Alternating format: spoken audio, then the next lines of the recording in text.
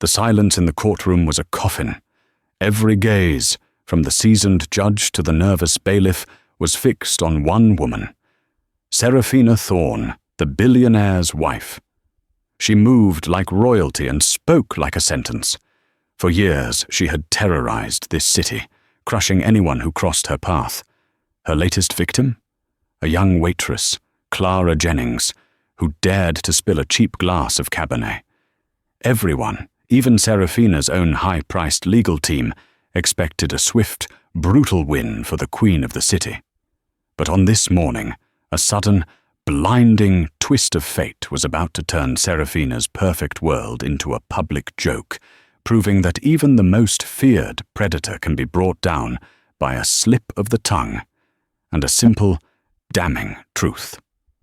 The air in Courtroom A, housed within the stately granite walls of the King County Courthouse, was thick with the scent of old leather and new dread. It was December 10th.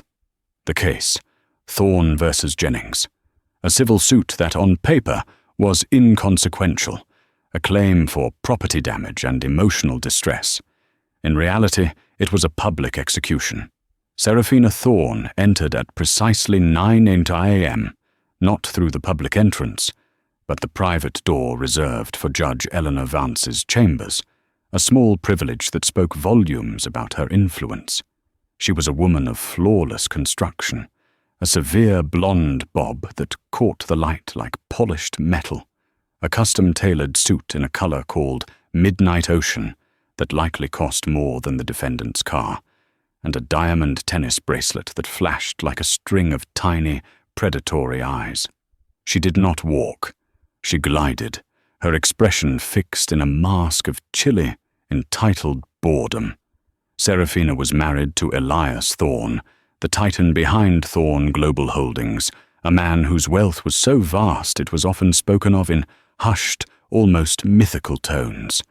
His money was Seraphina's shield, and she wielded it with vicious efficiency. She had successfully sued a small-town bakery for undercooked brioche, a private school for rejecting her nephew, and a newspaper for a mildly unflattering photo. Her reputation was her currency. A single, paralyzing glare from Seraphina Thorne was enough to make a business owner cave or a politician sweat. Her legal counsel, a phalanx of 3 lawyers from the elite firm of Blackwood and Associates, was led by Mr. Alistair Finch. Finch, a man known for his silver tongue and his ability to dismantle witnesses with surgical precision, stood ready, his posture radiating quiet confidence. The defendant's table was a stark contrast. Clara Jennings, a 22-year-old college student working 2 waitressing jobs to afford rent and tuition, sat alone. She was dressed in a borrowed, ill-fitting beige blazer, her dark hair pulled back severely, revealing a constellation of faint freckles across her nose. Her hands were clasped so tightly on the table that her knuckles were white. Her attorney, a public defender named Mr. Dennis Olson, was a tired-looking man whose best years were clearly behind him. He looked less like a legal crusader and more like a lamb already resigned to the slaughter. The entire affair stemmed from an incident 3 months prior at the Gilded Spoon, an exclusive restaurant where Clara was the newest hire. Seraphina was hosting a private dinner for investors. Clara, navigating a crowded service area, had been nudged sharply by a fellow waiter.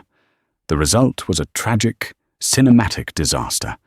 The entire glass of rare, vintage, 1998 Chateau Lafite Rothschild, a bottle costing over $8,000, had splashed across Seraphina's lap. Specifically, across her custom-made, silk crepe evening gown by the late designer Valentino Rosso. Seraphina hadn't even screamed.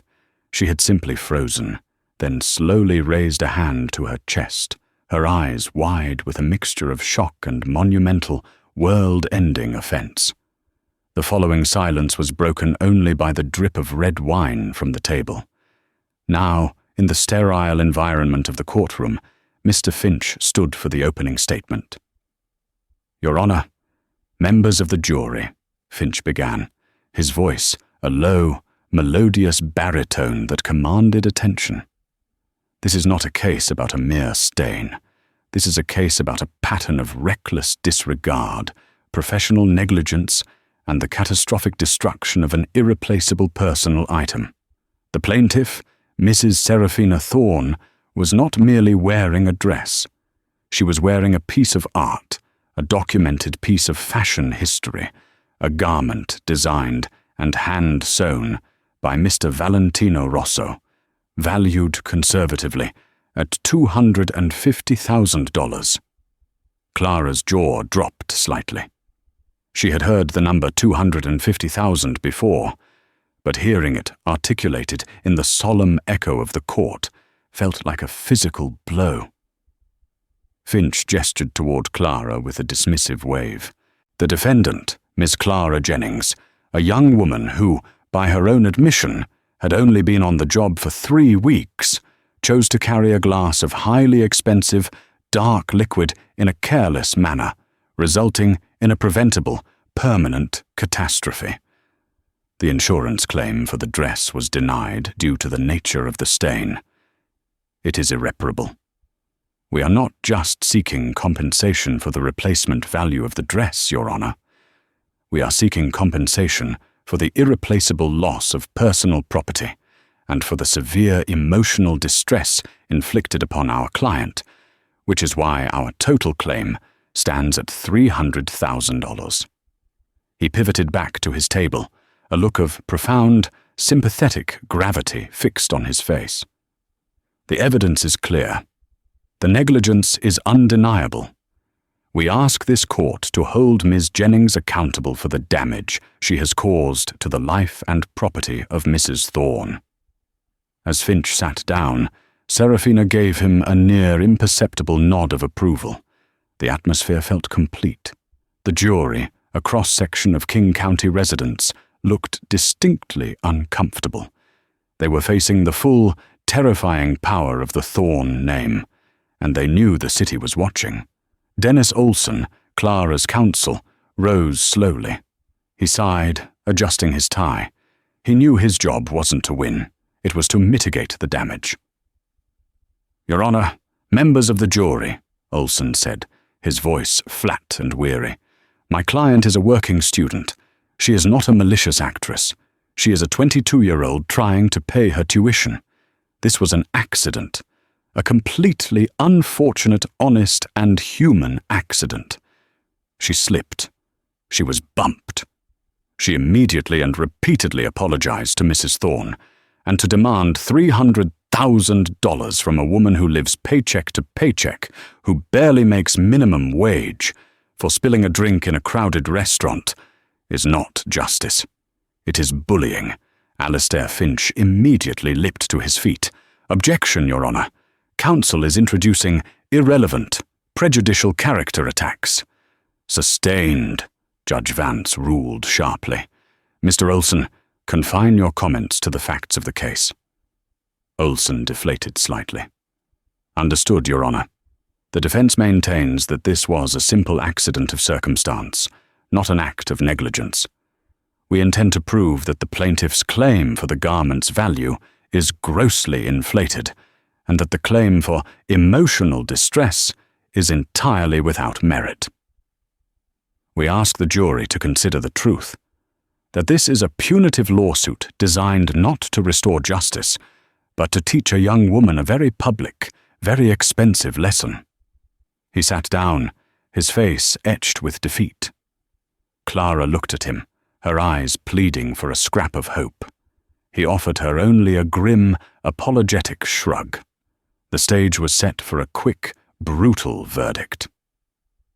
Seraphina Thorne smiled inwardly. This was going exactly as she had planned. The prosecution's first and star witness was, predictably, Seraphina Thorne herself. She took the stand with the composure of a queen ascending her throne. Mrs. Thorne, Alastair Finch began, standing close to the jury box, speaking gently as if to a fragile victim. Can you please describe the moment the incident occurred? Seraphina's voice was low, cultured, and resonant. I was hosting a very important, highly confidential dinner with partners from Zurich. The atmosphere was serious, professional.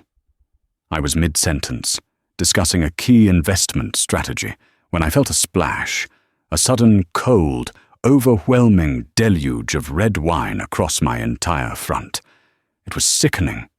She paused, lifting a hand to her chest, her eyes widening slightly, as if reliving a trauma. The dress, Mr. Finch, the Valentino, it felt violated, ruined. I was paralyzed. I remember looking up and seeing Ms. Jennings standing there, slack-jawed, not even attempting to help. The moment was utterly humiliating. My partners were staring. The entire deal was soured. I had to leave the restaurant immediately. Finch showed the jury a massive, high-resolution photograph of the stained dress, which was mounted on a dress form. The dark, purple-red blotch across the pristine, light blue silk was indeed shocking. "And how did this incident affect you, Mrs. Thorne?"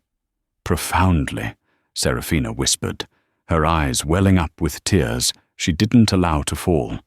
"I have suffered insomnia, anxiety attacks. Every time I see a glass of red wine, I experience a physical reaction of distress. It has impacted my ability to focus on my philanthropic work. To have such a piece of personal history, a garment that represented a major turning point in my marriage, as my husband gave it to me on our 10th anniversary. So carelessly destroyed, it feels like a personal attack." It was a brilliant performance. The jury was captivated by her pain and her poise. Now it was Dennis Olsen's turn for cross-examination. He shuffled his notes nervously. "Mrs. Thorne," Olsen began, clearing his throat, "I understand this dress had significant sentimental value, but it was a dinner, correct? In a restaurant? You were sitting at a table in a public setting?" "A private dinner in a private room, Mr. Olsen. However, the service staff were, naturally, present. And you were aware that wait staff are human beings, subject to human error in a fast-paced environment?" Finch objected immediately. "Objection, Your Honor. Argumentative." "Sustained," Judge Vance confirmed. Olsen tried again. "Mrs. Thorne, let's discuss the value. You claim the dress is worth $250,000. Is the name Valentino Rosso, the designer, not the primary factor in this valuation?" "Naturally. He was an artist. This was one of his last private commissions. And the valuation was provided by an appraisal house you personally selected, Luxury Assets International. They are the gold standard, Mr. Olsen. The defense has provided a counter-appraisal from a second expert, Artistic Textiles Appraisals, which values the dress at closer to $50,000, given its age and the fact that it was not worn to a major public event. Why the discrepancy, Mrs. Thorne?" Serafina offered a tight, condescending smile. "Because, Mr. Olsen, you chose a discount appraisal house. You get what you pay for." Olsen swallowed hard, ignoring the snickers from the back row. He was losing control of the examination. He knew he had to strike a nerve, and he had only one shaky line of attack left: the emotional damage. "Mrs. Thorne, you stated you suffered severe emotional distress, including insomnia and anxiety attacks. Do you have a therapist or a medical professional who can testify to this diagnosis?" "I consult with a specialist, yes." "And will this specialist be taking the stand?" Serafina paused, a flicker of irritation crossing her features. "That is a matter of client-patient privilege, Mr. Olsen. My pain is my own truth." "So you are asking this jury to accept a claim of severe, debilitating, emotional distress, for which you are seeking substantial financial damages, without providing any external, professional medical documentation to support that claim?" Finch jumped up again. "Objection. Counsel is badgering the witness." "I will allow the witness to answer," Judge Vance said, eyeing Seraphina with a neutral, steady gaze. Seraphina Thorne turned her icy gaze directly to Olson. Mr. Olson, the destruction of something precious is inherently distressing. I don't require a doctor to tell me how I feel. If you had to stand here and justify your existence every day, I'm sure you'd be emotionally distressed too. The courtroom gasped. The judge had to rap the gavel sharply. Mrs. Thorne, that remark was uncalled for. Confine yourself to the facts. Mr. Olson, move on. Olson, though visibly shaken by the personal jab, managed to get his bearings. He had a small victory. Seraphina had cracked her veneer of perfect composure, but it wasn't enough to save Clara. One final question, Mrs. Thorne. You described Ms. Jennings as slack-jawed, not even attempting to help. Did she apologize? Seraphina hesitated, her eyes narrowing. She mumbled something. It was insincere, and entirely too late. But she did apologize. Yes, Seraphina conceded, the word sharp and reluctant. Thank you, Mrs. Thorne. No further questions. Seraphina stepped down from the stand, resuming her seat with an air of absolute triumph. Her testimony had painted Clara Jennings as a clumsy villain, and herself as a refined, suffering victim. The $300,000 judgment seemed all but inevitable. Clara, watching the jury, saw only pity and fear in their eyes, pity for her and fear of Seraphina. She leaned toward Mr. Olson and whispered, "We're going to lose, aren't we?"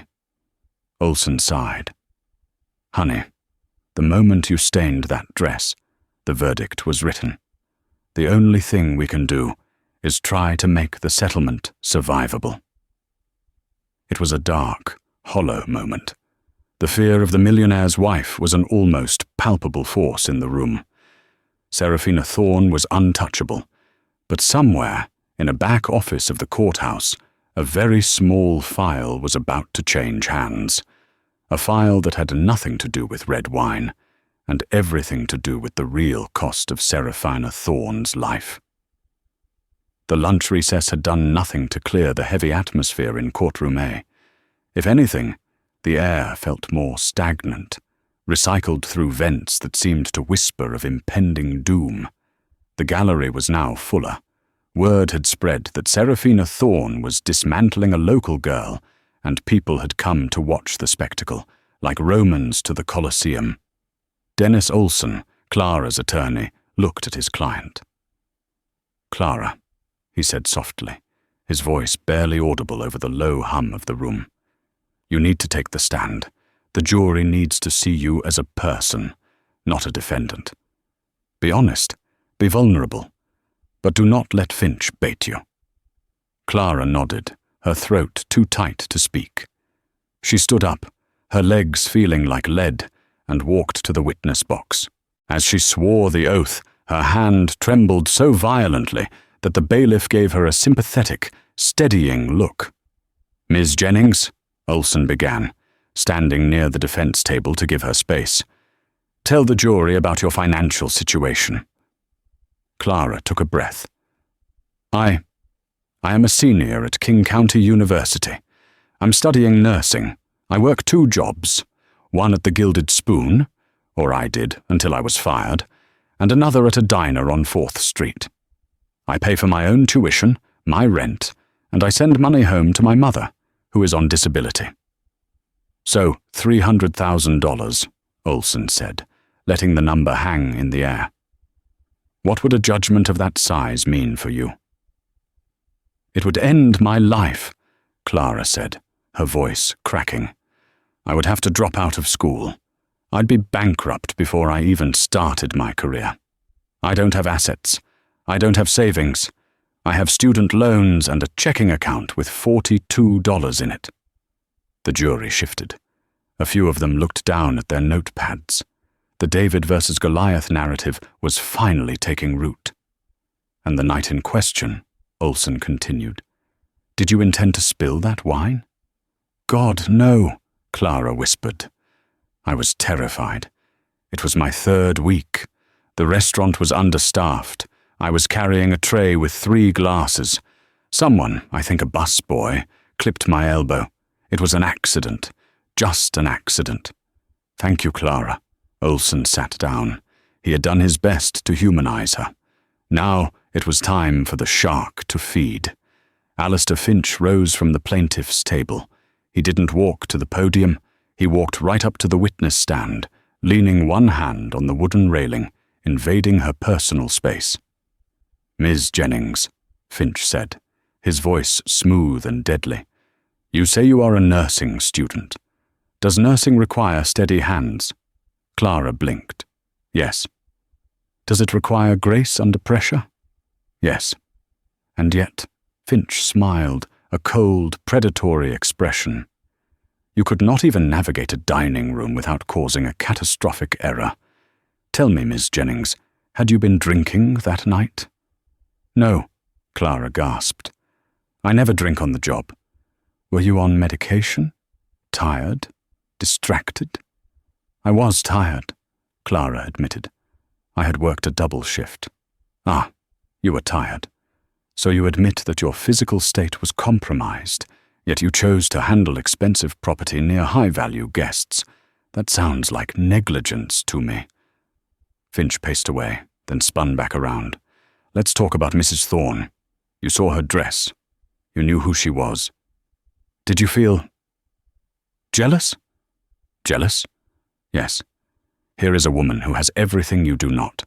Beauty, wealth, success. Did a part of you, perhaps subconsciously, want to bring her down a peg? To ruin something beautiful because you couldn't have it?" "Objection," Olsen shouted, half standing. "Speculation. Withdrawn," Finch said with a dismissive wave, knowing the seed had already been planted in the jurors' minds.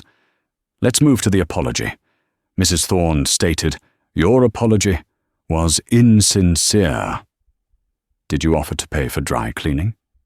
I didn't have the money," Clara stammered. "I just kept saying sorry." "Sorry doesn't fix a $250,000 garment, Miss Jennings," Finch snapped. "Sorry is a word used by children. Adults take responsibility, and since you refuse to take financial responsibility, my client has been forced to drag you here. You are not the victim, Miss Jennings. You are the vandal." Finch returned to his seat, leaving Clara weeping silently on the stand. It was a brutal dismantling. The jury looked away, uncomfortable with the cruelty, but swayed by the logic. "The defense may call its next witness," Judge Vance said, her voice softer than usual. Dennis Olsen stood up. He looked at his notes, then at the back of the courtroom. He took a deep breath. This was the Hail Mary. "Your Honor," Olsen said, his voice surprisingly steady, "the defense calls Ms. Elena Rostova to the stand." A ripple of confusion went through the courtroom. Serafina Thorne frowned, leaning over to whisper to Finch. "Who is that?" "I don't know that name." Finch shook his head, flipping through his case files.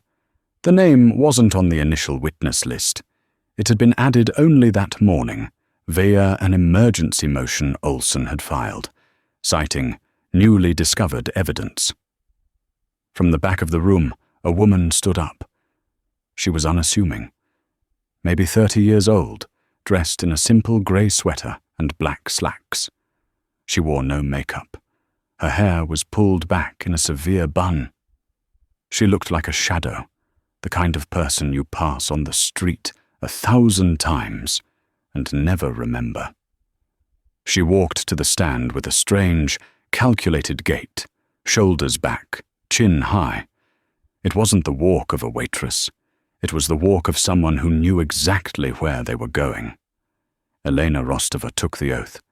Her accent was faint, Eastern European, clipping the edges of her vowels. She sat down and folded her hands on her lap. Her eyes did not look at the jury, nor at the judge. They locked directly onto Serafina Thorne. For the first time all day, Serafina shifted in her seat. She didn't recognize the woman, yet the intensity of the stare was unsettling. Ms. Rostova, Olsen began, can you tell the court your current occupation?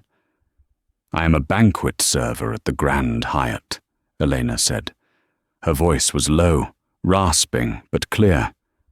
And 3 months ago, on the night of September 12th, where were you employed? I was working at the Gilded Spoon as a temporary server. I was hired for the overflow staff for Mrs. Thorne's party. Finch stood up, looking bored. Objection, Your Honour. Relevance? Unless this witness saw the spill, which is not in dispute, I fail to see what she can add. Mr. Olsen, Judge Vance asked. Ms. Rostova was present in the room, Your Honour, but she is not here to testify about the spill. She is here to testify about the dress. Serafina let out a loud, scoffing laugh. Please. What would a temp waitress know about high fashion? Mrs. Thorne, Judge Vance warned sharply. Silence. Olsen nodded to Eleanor.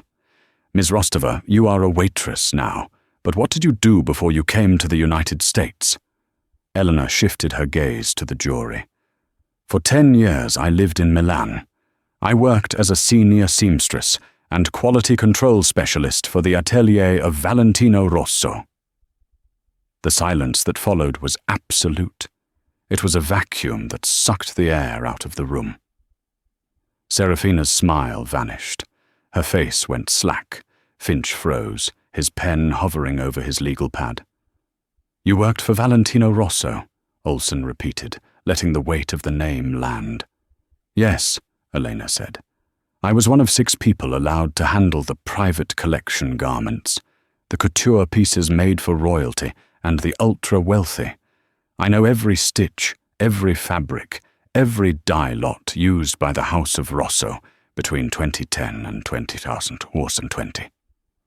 Olsen walked to the evidence table and picked up the large, glossy photograph of the stained dress that Finch had displayed so proudly earlier.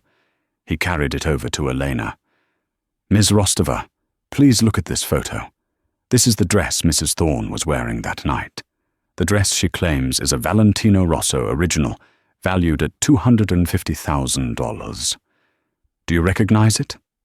Eleanor looked at the photo. She didn't hesitate. She didn't squint. She simply looked up, a small, sad smile playing on her lips. I recognize the design, Elena said. It is the celestial silk pattern.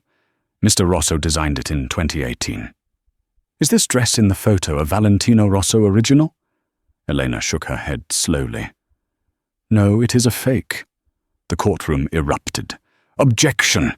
Finch roared, leaping to his feet, his face turning a shade of crimson. This is ambush tactics. This witness is not an appraiser. This is hearsay. Overruled. Judge Vance slammed her gavel down, her eyes wide with interest. The witness has established her credentials as a specialist from the very fashion house in question. I want to hear this. Sit down, Mr. Finch. Finch sat, but he was practically vibrating with rage. Serafina was now gripping the armrests of her chair so tightly her knuckles were white. Her perfect mask was cracking.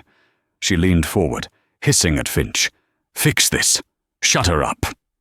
Ms. Rostova, Olsen continued, his voice calm.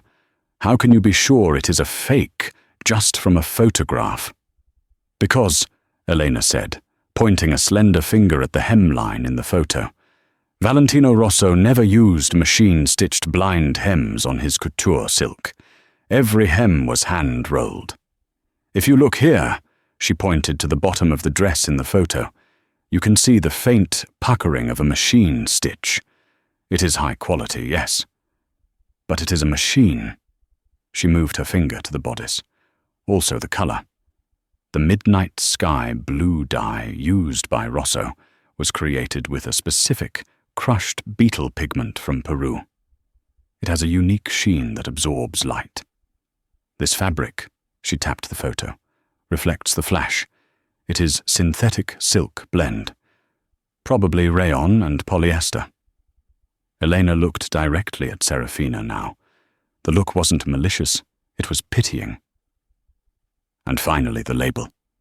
I saw the dress hanging in the coat check room before the dinner started. I looked at the label out of curiosity because I love Mr. Rosso's work. A real Rosso label is embroidered with silver thread on black silk. The label on Mrs. Thorne's dress was printed ink on satin. Olsen turned to the jury. Ms. Rostova, in your professional estimation, what is the value of the dress Mrs. Thorne was wearing? Elena shrugged. It is a very good copy. Likely made in a sweatshop in Turkey or Guangzhou. I would estimate the retail value at perhaps $400. Maybe $500 if you bought it in a boutique. $500, Olsen repeated. Not $250,000. No. So to be clear, Mrs. Thorne is suing a waitress for $300,000 for destroying a dress that costs less than a microwave. Objection, Finch screamed. Withdrawn, Olsen smiled. He didn't need the question. The damage was done. The courtroom was buzzing. The jury members were looking at Serafina with a mixture of shock and disgust. The millionaire's wife, the woman who had cried about her violated art and her emotional distress, was wearing a knockoff. But Olsen wasn't done. He had found the loose thread, and now he was going to pull until the entire tapestry unraveled. Ms. Rostova, Olsen asked, did you say anything that night? Did you tell anyone the dress was a fake? I tried, Elena said quietly. After the spill happened, when Mrs. Thorne was screaming at Clara, I tried to step in. I tried to tell Mrs. Thorne that the dress could be easily cleaned because synthetic fabrics don't stain like real silk. If it was real silk, the wine would be fatal. But on polyester? You just need soda water. And what did Mrs. Thorne say to you? Elena paused. She looked down at her hands, then back up, her eyes hard. She looked at me and said, "Do not speak to me, you invisible little rat. Get out of my sight before I have you fired too." A gasp went through the gallery. The invisible little rat comment hung in the air, ugly and raw. It stripped away all of Serafina's pretension of class and revealed the bully underneath. So, Olsen concluded, she knew. She knew it wasn't ruined. She knew it wasn't real. And she destroyed Clara's life anyway. Yes, Elena said. No further questions. As Olsen walked back to his table, the atmosphere in the room had shifted entirely. Serafina Thorne wasn't feared anymore. The terrifying queen of the city had been exposed as a fraud wearing polyester. She looked smaller in her chair, but Alistair Finch was a shark for a reason. He stood up slowly, buttoning his jacket. He wasn't going to attack the dress details. He couldn't win that. He was going to attack the woman. "Ms. Rostova," Finch said, approaching the stand with a dark smile. "A touching story. A seamstress from Milan. Tell me, do you have any documentation to prove this employment? A pay stub? A letter of recommendation?" "I left Italy under difficult circumstances," Elena replied steadily. "I do not have my papers with me." "Ah," Finch sneered. "Convenient. So we are to take the word of a temp waitress, with no papers over the authenticated appraisal of Luxury Assets International?" Finch turned to the judge. "Your Honor, this is ridiculous. This woman is a fantasist. I demand—" "Actually," a voice interrupted from the back of the courtroom. Everyone turned. A man in a sharp grey suit had just entered. He was holding a leather briefcase. "I apologize for the interruption, Your Honor," the man said. "I am Detective Miller with the King County Fraud Division, and I believe I have the documentation Mr. Finch is looking for. And a warrant." The gavel didn't fall. The silence was absolute. Serafina Thorne's face drained of all colour, turning a ghostly, sickly white. The drama was no longer about a stain. It was about to become a crime scene. The silence that followed Detective Miller's entrance was not empty. It was heavy, suffocating, like the air before a tornado touches down. Judge Eleanor Vance didn't bang her gavel. She simply lowered her glasses, her sharp eyes flicking from the detective to Alistair Finch, and finally settling on Seraphina Thorne.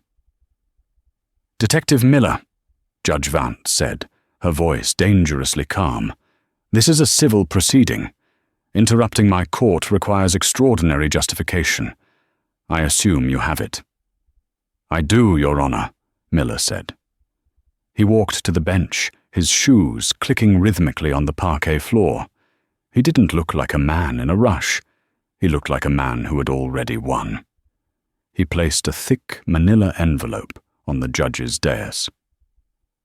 "I am executing a warrant for the seizure of evidence relevant to an ongoing RICO investigation involving insurance fraud, wire fraud, and grand larceny. The evidence in question is currently the subject of this lawsuit. The dress." Seraphina Thorne stood up. It was an involuntary motion, a physical rejection of reality. "This is preposterous. Who do you think you are? I am Mrs. Elias Thorne." "Sit down, Mrs. Thorne," Judge Vance barked, the command cracking like a whip. For the first time, Seraphina obeyed, collapsing back into a chair, though her eyes darted frantically around the room. Alistair Finch, the shark of Blackwood and Associates, had gone very still. He was a man who knew when the water had turned into blood, and he knew he was swimming next to a wounding seal. He slowly closed his laptop. "Detective," the judge said, reading the document. Her eyebrows climbed higher with every line. "This warrant suggests that the plaintiff, Mrs. Thorne, is a person of interest in a series of manufactured accidents." "Yes, Your Honor," Miller said, turning to address the room, his voice projecting clearly to the jury. "We have been investigating a shell corporation known as Luxury Assets International for 6 months. We suspected they were providing inflated appraisals for high-net-worth individuals to defraud insurance carriers. But we were missing the link to the accidents. We needed to know how the items were being destroyed." Miller pointed a thumb toward the witness stand, where Eleanor Rostova was still sitting, watching the proceedings with a grim sense of validation. "When Ms. Rostova testified just now that the dress was a counterfeit, she provided the missing piece of the puzzle. We believe Mrs. Thorne purchased the original Valentino Rosso gown 3 years ago for $250,000. She insured it for that amount. She then sold the original dress to a private collector in Dubai 4 months ago for $200,000 cash. She replaced it with a $500 replica. All she needed then was an accident in a public place, with witnesses to claim the insurance payout on the ruined $250,000 asset. A collective gasp swept through the jury box. The jurors looked at Clara Jennings, the terrifyingly young, trembling waitress, and then at Seraphina. The narrative had inverted instantly. Clara wasn't a clumsy girl who had made a mistake. She was a prop, a tool, a victim of a calculated setup. "You are suggesting," Judge Vance said, her voice icy, "that Mrs. Thorne intentionally positioned herself to have wine spilled on her? We believe she targeted Ms. Jennings specifically because she was new, inexperienced, and vulnerable," Miller continued. "We have reviewed security footage from the Gilded Spoon. It shows Mrs. Thorne sticking her foot out into the aisle seconds before the collision. It wasn't the busboy who bumped Clara, Your Honor. Mrs. Thorne tripped the busboy, who then bumped Clara." Clara covered her mouth with her hands, a sob breaking from her chest. "I knew it," she whispered to Dennis Olson. "I knew I didn't slip. I knew it." Olson placed a comforting hand on her shoulder, but his eyes were fixed on Finch. "Mr. Finch," Olson called out, his voice ringing with righteous anger. "Did you know? Did your firm knowingly facilitate a fraudulent lawsuit to help your client commit a felony?" Finch shot up, his composure shattered. Sweat was now visibly beading on his forehead. "Your Honor, I resent that accusation. We relied on the appraisal provided by the client. If Mrs. Thorne has misrepresented the facts, Blackwood and Associates was unaware. We request a recess to confer with our client." "Denied," Judge Vance said, her face hard as granite. "We are past recesses, Mr. Finch. We are in the middle of a revelation." Serafina slammed her hand on the table. "This is a lie, all of it. That Russian peasant is lying. This detective is lying. Do you know how much tax my husband pays in this city? I will have your badges. I will have your robes." "Mrs. Thorne," the judge said, leaning forward, "you are dangerously close to contempt. Detective Miller, does this warrant extend to the arrest of the plaintiff?" "Not yet, Your Honor, but the dress is now evidence in a criminal investigation. We are seizing it immediately." "Then let us conclude this civil matter right now," the judge said. She turned to the jury. "Ladies and gentlemen, in light of this extraordinary development, I am going to give the defense one final opportunity to cross-examine the plaintiff before I issue a directed verdict. Mr. Olson, put her back on the stand." The walk to the witness stand was different this time. When Serafina had walked it in the morning, she was a queen. Now, she was a cornered animal. Her midnight ocean suit seemed to hang off her frame, the expensive fabric unable to hide the trembling of her hands. She sat down, refusing to look at the gallery, refusing to look at Clara. She stared at a spot on the back wall, her jaw set in a rigid line of defiance. Dennis Olson stood up. He didn't need his notes anymore. He walked to the center of the room, radiating a calm, terrifying authority. "Mrs. Thorne," Olson began softly, "let's talk about the emotional distress you sued my client for. You claimed insomnia, anxiety. You said you felt violated. Was that distress real?" "Yes," Serafina snapped. "It is stressful to have one's property destroyed." "Was it stressful because the dress was ruined?" Olson asked, stepping closer. "Or was it stressful because you were terrified you'd get caught?" "I don't know what you're talking about." "Let's look at the timeline, Mrs. Thorne. You sold the real dress on August 1st.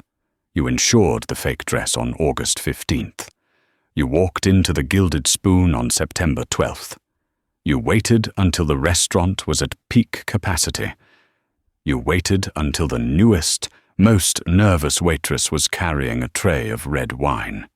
That takes a lot of planning, doesn't it?" "I did not plan anything."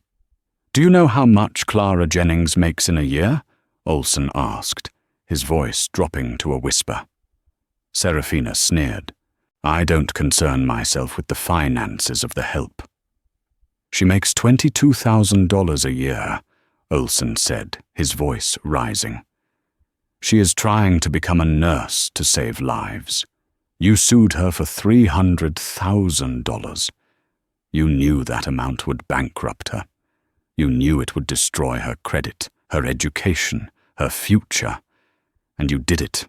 For what? To collect an insurance check you didn't even need?" Olson stopped right in front of the stand. "Why, Mrs. Thorne, your husband is worth billions.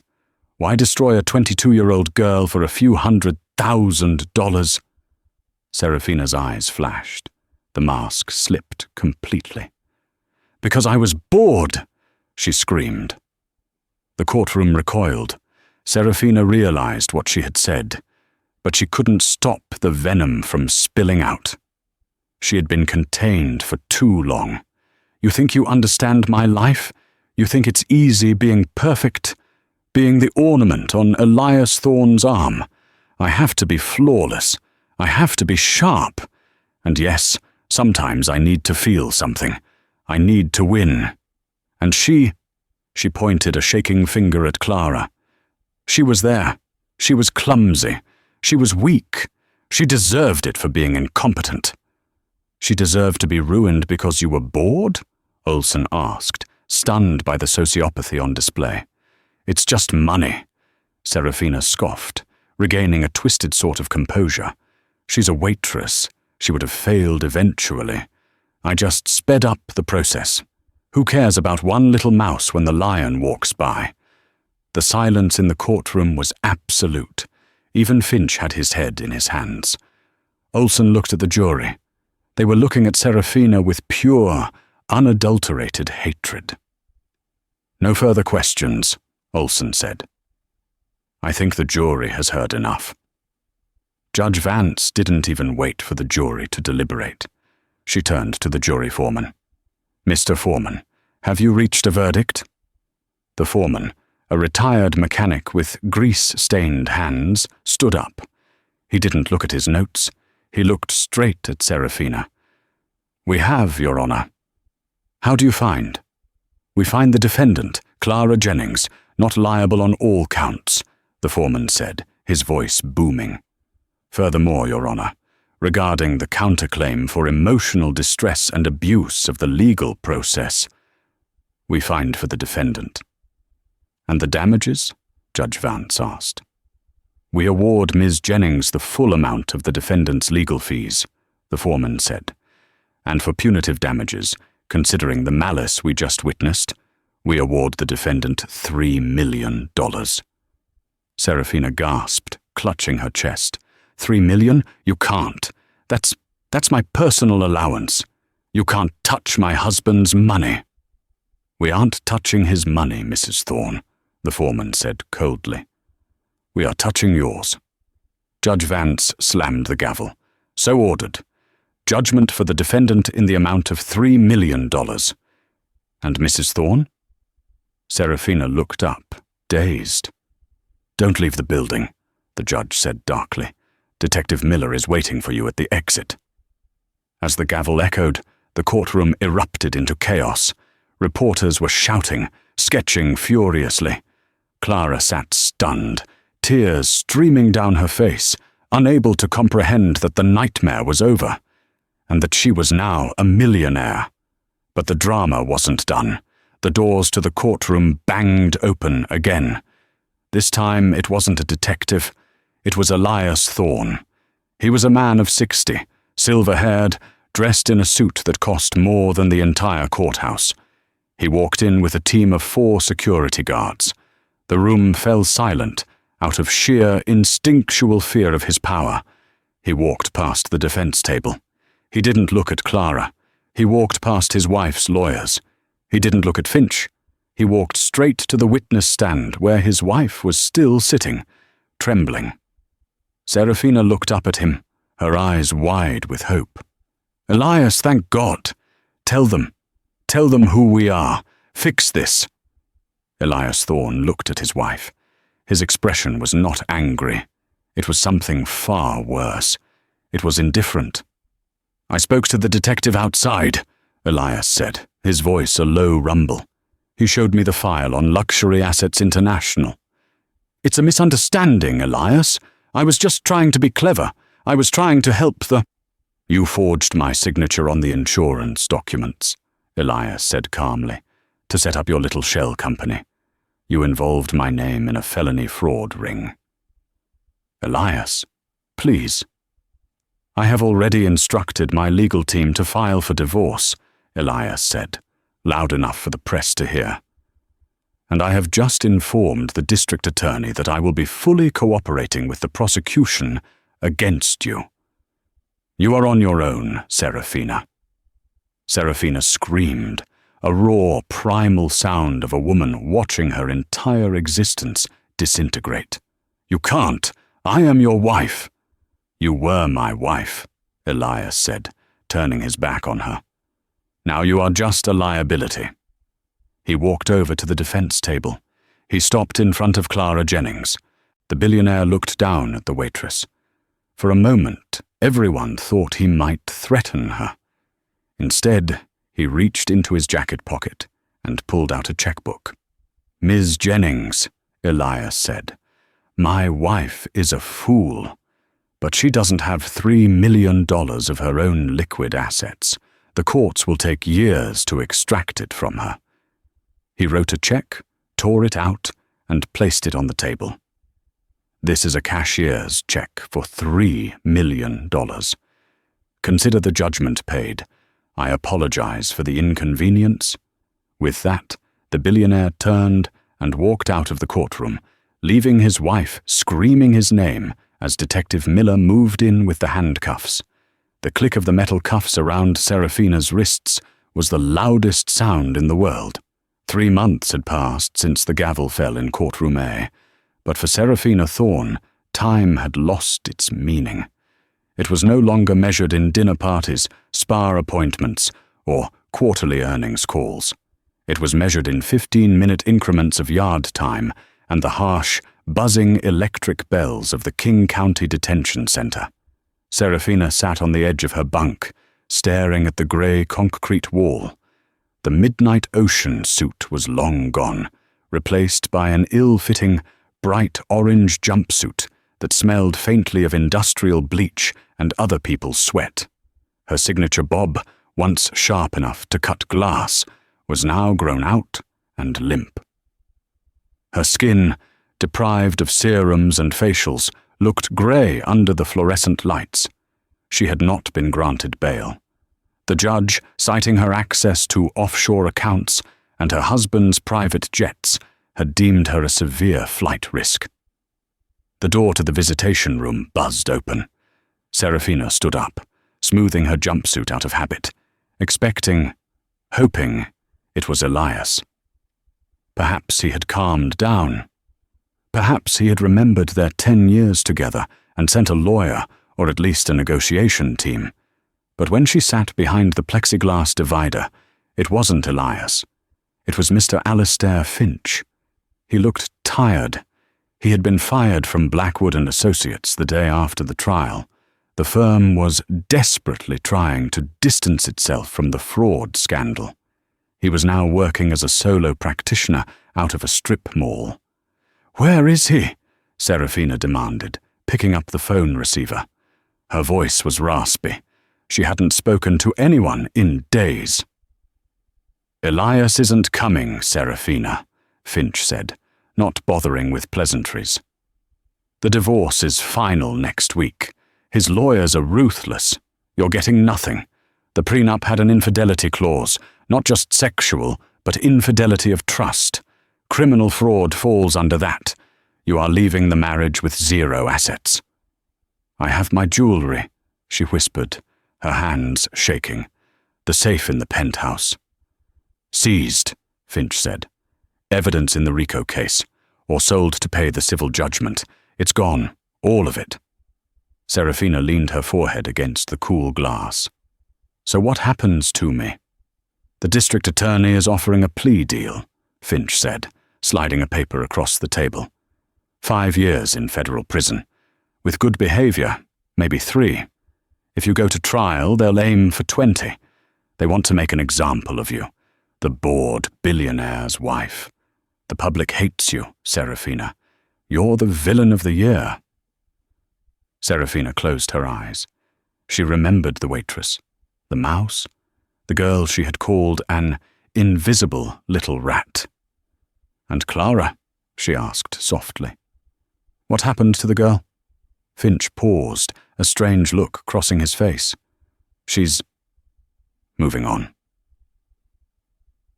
Miles away, under the bright, open sky of the university campus, Clara Jennings walked across the stage. The applause was polite, standard for a graduation ceremony, but to Clara it sounded like a symphony. She accepted her nursing degree with a firm handshake. She wasn't the trembling girl in the beige blazer anymore. She stood taller, her eyes were clear. After the ceremony, she found her mother in the crowd, sitting in a brand-new wheelchair that Clara had bought with the first check. They hugged, crying happy tears. "You did it, baby," her mom sobbed. "You really did it." "We did it," Clara smiled. Later that afternoon, Clara drove her modest, reliable sedan to a small coffee shop downtown. She wasn't there to work. She sat at a table near the window, waiting. A few minutes later, Elena Rostova walked in. The former seamstress looked different, too. She was wearing a sharp, tailored coat, her own design. "Clara," Elena smiled, sitting down. "You look like a nurse." "And you look like a designer," Clara replied, sliding a thick envelope across the table. "Clara, no," Eleanor shook her head. "You already gave me enough. The reward money from the insurance investigation was plenty." "That was for the police," Clara said firmly. "This is from me. You saved my life, Elena. You saw me when no one else did. I'm not keeping all that money. Elias Thorne's guilt money is going to build something good." Elena opened the envelope. It was a deed to a small storefront in the fashion district, a lease, paid in full for 2 years. "Start the atelier," Clara said. "Make real dresses, no fakes." Elena covered her mouth, tears welling in her eyes. "Why?" "Because," Clara said, looking out the window at the busy street, "Seraphina Thorne thought she could crush us because we were small. She thought we were just background characters in her movie. She forgot that even the smallest thread, if you pull it hard enough, can undo the whole gown." Clara took a sip of her coffee. "Cheap, simple, and delicious. Besides," she grinned, "I think Rostover and Jennings has a nice ring to it, don't you?" Far away, in a cold cell, the heavy steel door slammed shut, locking Seraphina Thorne in the darkness. She was finally, truly alone with her boredom. And in the silence, she realized the terrible truth. The mouse hadn't just escaped the trap. The mouse had bought the house. This story is a powerful reminder that true power isn't about wealth, status, or the ability to intimidate those we perceive as beneath us. Seraphina Thorne believed her money made her untouchable, but her arrogance became the architect of her own destruction. She underestimated the resilience of a hard-working student and the integrity of an invisible seamstress. In the end, justice wasn't just served in a courtroom, it was served by the truth. The very people Seraphina treated as disposable props, Clara and Eleanor, ended up holding the keys to her fate. It teaches us a timeless lesson. Be kind to everyone you meet, regardless of their station in life. You never know who holds the missing piece of the puzzle that could bring your entire world crashing down. Karma doesn't always shout. Sometimes it whispers from the witness stand. Wow, what a journey. From a spilled glass of wine to a prison cell. Talk about instant karma. If this story kept you on the edge of your seat, please give this video a huge thumbs up.